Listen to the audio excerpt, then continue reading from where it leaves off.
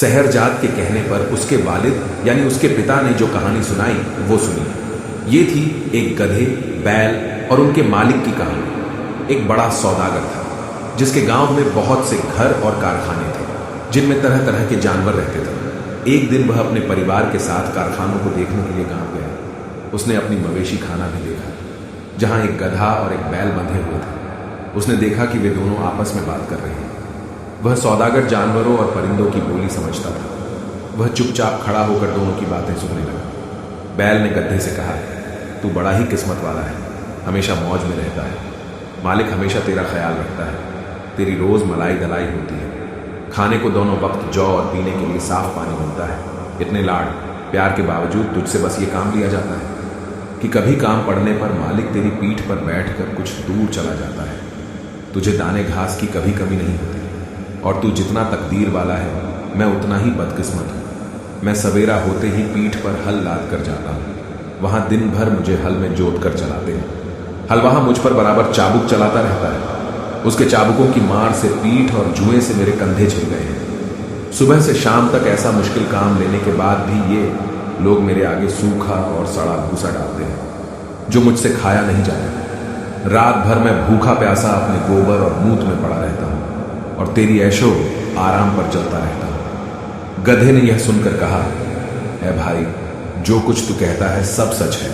सचमुच तुझे बड़ा दुख है, लेकिन मालूम पड़ता है तू इसी में खुश है। तू खुद ही सुख से रहना नहीं चाहता। तू अगर मेहनत करते करते मर जाए तो भी ये लोग तेरे हाल पर तरस नहीं खाएंगे। इसलिए तू एक काम कर, फिर वे तुझसे इतनी मेहनत नहीं लिया करेंगे और तू आराम से रहेगा। बैल ने पूछा कि ऐसा कौन सा तरीका हो सकता है। गधे ने कहा, तू अपने को बीमार दिखा। एक शाम का दाना भूसा मत खा और अपने जगह पर चुपचाप लेट जा। बैल को यह सुझाव बड़ा अच्छा लगा। उसने गधे की बात सुनकर कहा, मैं ऐसा ही करूंगा।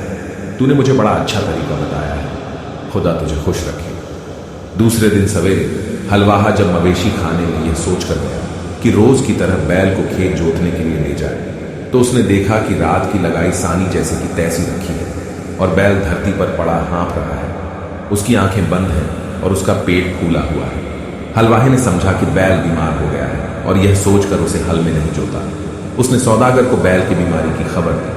सौदागर यह सुनकर जान गया कि बैल ने गधे की सबक पर गौर करके खुद को रोगी दिखाया है। इसलिए उसने हलवाहे से कहा कि आज गधे को हल में जोत दो। इसलिए हलवाहे ने गधे को हल में जोत कर उसे सारे दिन काम दिया। गधे को खेत जोतने की आदत नहीं थी। वो बहुत थक गया और उसके हाथ पांव ठंडे पड़ने लगे। मेहनत कसी के बावजूद सारे दिन उस पर इतनी मार पड़ी थी कि शाम को घर लौटते समय उसके पांव भी ठीक से नहीं पड़ रहे थे। वहां बैल दिन भर बड़े मौज से रहा। वह नाम की सारी सानी खा गया और गधे को दुआएं देता रहा। जब गधा गिरता पड़ता खेत से तो बैल ने कहा कि भाई, तुम्हारे सलाह की वजह से मुझे बड़ा आराम मिला। गधा थकान के कारण जवाब न दे सका और आकर अपनी जगह पर गिर पड़ा। ये मन ही मन अपने को कोसने लगा कि बदकिस्मत, तूने बैल को आराम पहुंचाने के लिए अपनी ऐशो आराम क्यों जाया कर दी। वजीर ने इतनी दास्तान कर कहा, बेटी, तू इस वक्त बड़ी ऐशो आराम में रहती है। तू क्यों चाहती है कि गधे की तरह को दुख में डाले। शहरजाद अपने अब्बा की बात सुनकर बोला, इस दास्तान से मैं अपनी जिद नहीं छोड़ने वाला। जब तक आप बादशाह से मेरा निकाह नहीं करेंगे मैं इसी तरह आपके पीछे पड़ी रहूंगी। वजीर बोला, अगर तू जिद पर अड़ी रही तो मैं तुझे वैसी ही सजा दूंगा जो सौदागर ने अपनी बीवी को दी थी। शहरजाद ने पूछा, सौदागर ने क्यों बेगम को सजा दी और गधे और बैल का क्या हुआ। वजीर ने कहा, दूसरे दिन सौदागर रात के खाने के बाद अपनी बेगम के साथ मवेशी खाने में जा बैठा और जानवरों की बातें सुनने लगा। गधे ने बैल से पूछा, सुबह हलवाहा तुम्हारे लिए दाना घास लाएगा तो तुम क्या करोगे। जैसा तुमने कहा है वैसा ही करूंगा, बैल ने कहा। गधे ने कहा, नहीं, ऐसा मत करना वरना जान से जाओ। शाम को लौटते वक्त मैंने सुना कि हमारा मालिक अपने खानसामे से कह रहा था कि कल कसाई और चमार को बुला और बैल जो बीमार हो गया है का मांस और खाल बेच डाला। मैंने जो सुना था वह दोस्ती के नाते तुझे बता दिया। अब तेरी इसी में खैर है कि सुबह जब तेरे आगे चारा डाला जाए तो तू उसे जल्दी से उठकर खा ले और बेरोग बन जा। फिर हमारा मालिक तुझे खुशहाल देखकर तुझे मारने का इरादा छोड़ दे। यह बात सुनकर बैल डर कर बेहाल होकर बोला, भाई, ऊपर वाला तुझे सदा सुखी रखे। तेरी वजह से मेरी जान बच गई। अब मैं वही करूंगा जैसा तूने कहा है। सौदागर यह बात सुनकर ठहाका लगाकर हंस पड़ा। उसकी बेगम को इस बात से बड़ा ताज्जुब हुआ। वह पूछने लगी, तुम बिना बात ही क्यों हंस पड़े? सौदागर ने कहा कि यह बात बताने की नहीं है, मैं सिर्फ यह कह सकता हूं कि मैं बैल और गड्ढे की बातें सुनकर हंसा हूं। बेगम ने कहा, मुझे भी वह इल्म सिखाओ जिससे जानवरों की बोली समझ लेते हैं। सौदागर ने इससे इनकार कर दिया। बेगम बोली, आखिर तुम मुझे यह क्यों नहीं सिखाते? सौदागर बोला, अगर मैंने तुझे यह इल्म सिखाया तो मैं जिंदा नहीं रहूंगा। औरत ने कहा, तुम मुझे धोखा दे रहे हो। क्या वह आदमी जिसने तुझे यह सिखाया था सिखाने के बाद मर गया? तुम कैसे मर जाओगे? तुम झूठ बोलते हो। कुछ भी हो, मैं तुमसे यह इल्म सीख कर ही रहूंगी। अगर तुम मुझे नहीं सिखाओगे तो मैं जान दे दूंगी। यह कहकर वह औरत घर में आ गई और अपनी कोठरी का दरवाजा बंद करके रात भर चिल्लाती और गाली गलौज करती रही। सौदागर रात को तो सो गया, लेकिन दूसरे दिन भी वही हाल देखा तो बीवी को समझाने लगा कि तू बेकार जिद करती है, यह इल्म तेरे सीखने के काबिल नहीं है। बीवी ने कहा कि जब तक तुम मुझे यह राज नहीं बताओगे मैं खाना पीना छोड़े रहूंगी और इसी तरह से चिल्लाती रहूंगी। सौदागर ने कहा कि अगर मैं तेरी बेवकूफ़ी की बात मान लूं तो मैं अपनी जान से हाथ धो बैठूंगा। औरत ने कहा, मेरी बला से तुम जियो या मरो, लेकिन मैं तुमसे यह सीख कर ही रहूंगी कि पशुओं की बोली कैसे समझी जाती है। सौदागर ने जब देखा कि यह बेवकूफ़ औरत अपना हट छोड़ ही नहीं रही तो उसने अपने और ससुराल के रिश्तेदारों को बुलाया कि वे उस औरत को नाजायज जिद छोड़ने के लिए समझाएं। उन लोगों ने भी उस बेवकूफ़ को हर तरह से समझाया, लेकिन वो अपनी जिद से न हटी। उसे इस बात की बिल्कुल फिक्र न थी कि उसका शौहर मर जाएगा। छोटे बच्चे माँ की यह हालत देखकर हाहाकार करने लगे। सौदागर की समझ ही में नहीं आ रहा था कि वह औरत को कैसे समझाए कि इस पढ़ाई को सीखने की जिद ठीक नहीं है। वह अजीब पशोपेश में था। अगर मैं बताता हूं तो मेरी जान जाती है और नहीं बताता तो ये औरत रो रो कर मर जाएगी। इसी उधेड़बुन में वह अपने घर के बाहर जा बैठा। उसने देखा कि उसका कुत्ता उसके मुर्गे को मुर्गियों से भोग करते देखकर गुर्राने लगा। उसने मुर्गे से कहा, तुझे हया नहीं आती कि आज के जैसे दुख भरे दिन भी तू यह काम कर रहा है? मुर्गे ने कहा, आज ऐसी क्या बात हो गई है कि मैं मौज न करूं? कुत्ता बोला, आज हमारा मालिक बहुत बेचैन और चिंता में है। उसकी बीवी की मति मारी गई है और वह उससे ऐसे राज को पूछ रही है जिसे बताने से वह तुरंत ही मर जाएगा। नहीं बताएगा तो बीवी रो रो कर मर जाएगी। इसी से सारे लोग दुखी हैं और तेरे अलावा कोई ऐसा नहीं है जो औरत से संभोग की भी बात नहीं सोचे। मुर्गा बोला, हमारा मालिक बेवकूफ है जो एक औरत का शौहर है और वो भी उसके बस में नहीं है। मेरी तो 50 मुर्गियां हैं और सब मेरे बस में है। अगर हमारा मालिक एक काम करे तो उसका दुख अभी दूर हो जाएगा। कुत्ते ने पूछा कि मालिक क्या करे कि उसकी बेवकूफ औरत की अक्ल वापस आ जाए? मुर्गे ने कहा, हमारे मालिक को चाहिए कि एक मजबूत डंडा लेकर उस कोठरी में जाए जहां उसकी बीवी चीख चिल्ला रही है। दरवाजा अंदर से बंद कर और बीवी की जमकर पिटाई करे। कुछ देर में औरत अपना हट छोड़ देगी। मुर्गे की बात सुनकर सौदागर ने उठकर एक मोटा डंडा लिया और उस कोठरी में गया जहां उसकी बीवी चीख चिल्ला रही थी। दरवाजा अंदर से बंद करके सौदागर ने बीवी पर डंडे बरसाने शुरू कर दिए। कुछ देर चीख पुकार बढ़ाने पर भी जब औरत ने देखा कि डंडे पड़ते ही जा रहे हैं तो वह घबरा उठे।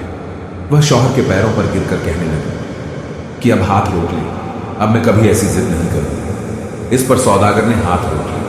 यह कहानी सुनाकर वजीर ने शहरजाद से कहा कि अगर तुमने अपना हठ न छोड़ा तो मैं तुम्हें ऐसी ही सजा दूंगा जैसा सौदागर ने अपनी बीवी को दी थी। शहरजाद ने कहा, आपकी बातें अपनी जगह ठीक है, लेकिन मैं किसी भी तरह अपना मंसूबा बदलना नहीं चाहती। अपने मकसद को मुकम्मल करने के लिए मुझे भी कई सदियों पुरानी बातें और फलसफे मालूम हैं, लेकिन उन्हें कहना बेकार है। अगर आप मेरी ख्वाहिश पूरी न करेंगे तो मैं आपसे पूछे बगैर खुद ही बादशाह की तामील में पहुंच जाऊंगी। अब वजीर बेबस हो गया। उसे शहरजाद की बात माननी पड़ी। वह बादशाह के पास पहुंचा और बहुत खौफजदा और गहरी आवाज में विनती करने लगा, मेरी पुत्री आपके साथ निकाह में बंधना चाहती है। बादशाह को इस बात पर बड़ा ताज्जुब हुआ।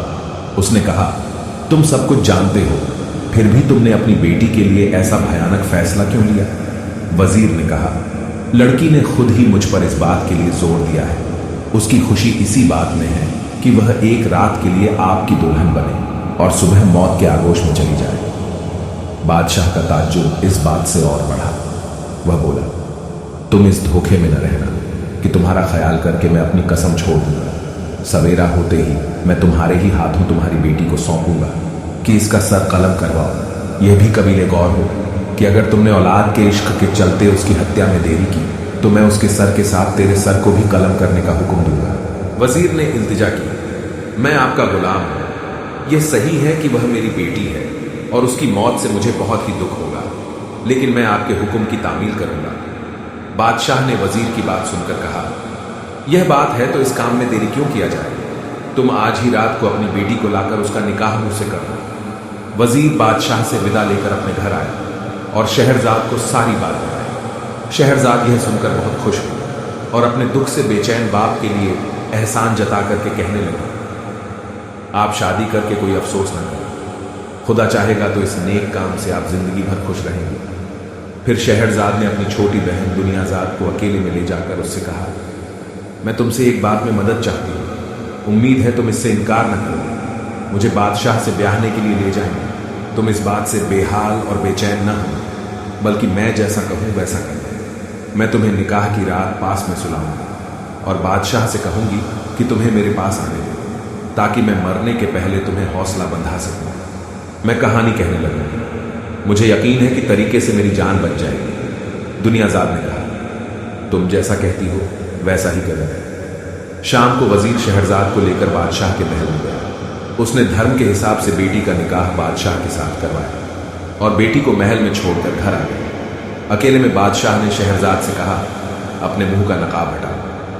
नकाब उठने पर उसके बेपनाह हुस्न से बादशाह हैरानी में रह गया, लेकिन उसकी आंखों में आंसू देखकर पूछने लगा कि तू रो क्यों रही है?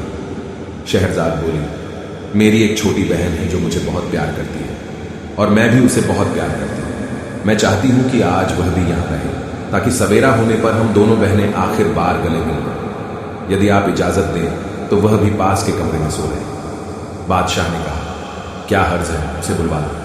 और पास के कमरे में क्यों, इसी कमरे में दूसरी तरफ सुला लो। उसके बाद दुनियाजाद को भी महल में बुला लिया गया। शहरयार शहरजाद के साथ ऊंचे शाही पलंग पर सोया और दुनियाजाद पास ही दूसरे छोटे पलंग पर लेट गए। जब एक घड़ी रात रह गई तो दुनियाजाद ने शहरजाद को जगाया और बोली, बहन, मैं तो तुम्हारी जिंदगी की परवाह से रात भर न सो सकी। मेरा दिल बड़ा बेचैन है।